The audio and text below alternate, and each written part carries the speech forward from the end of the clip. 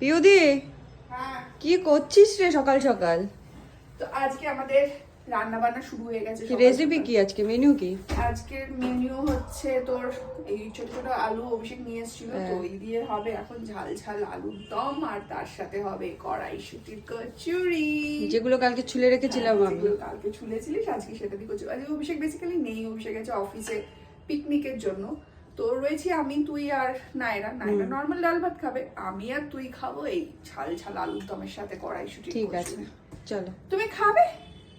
তুমি কড়াইশুটি কচুরি খাবে? ওকে, ডান।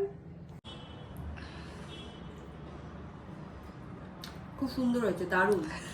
এইটা হচ্ছে সবাই বলে, একটু সবাই বলে না, সত্যি দারুণ হয়েছে। সত্যি দারুণ হয়েছে।